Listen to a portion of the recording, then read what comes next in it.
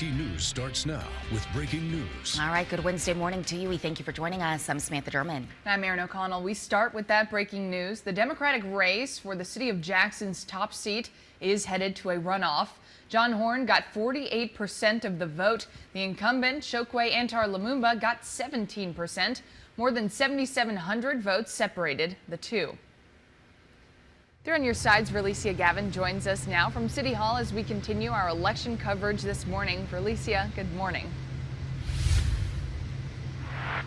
Good morning, Erin. So yes, this is the race that everyone was talking about, not just because it was the race for mayor of the capital city, but also because of the heavy ticket. 19 candidates wanted this seat. Now we're down to 2, and that's with Jackson Mayor Chokwe Antar Lumumba and State Senator John Horn likely headed to a runoff. Now, according to unofficial results, Lumumba came in a distant second to State Senator John Horn in the city's Democratic race for mayor. Now, Horn almost reached the percentage to avoid a runoff. You need 50% of the vote plus 1 to win an election outright and avoid that runoff. Now, even with 19 candidates in the running, Horn carried 48.4% of the vote. Now, Lumumba spoke to supporters about 30 minutes after the unofficial results were released, with his head held high, saying that forces beyond his control, including the federal bribery investigation against him, affected his campaign's ability to raise money, and he's going to continue pushing forward.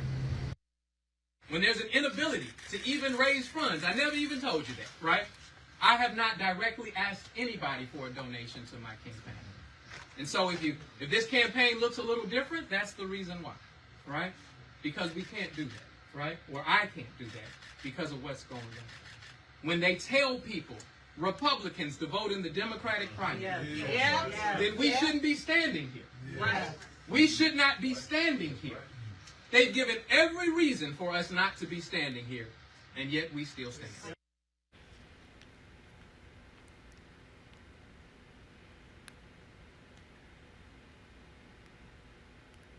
Now, again, he is carrying the majority of the vote. Now, we don't have an answer for who will be in either political party representing those parties in the general election coming up in June. Now, looking at the Republican primary for the top seat here in the capital city, that race is also likely headed to a runoff. 3 candidates were hoping to advance to the general, but it seems like now you'll have to vote for either Kenny G or Wilfred Bill in the runoff that's set for April 22nd. So that's just 3 weeks away, and the winners from those runoffs for the primaries for Democrats and Republicans, they will head to the general election that's set for June 3rd. Now, again, these are unofficial results. We're still waiting to get the official results. Municipal clerk, she tells us that right now there are 800 absentee ballots that still need to be counted and a number of affidavit ballots that still need to be counted. But as soon as we get the official results, we'll make sure to get that relayed to you as soon as possible. For now, I'm live from Jackson.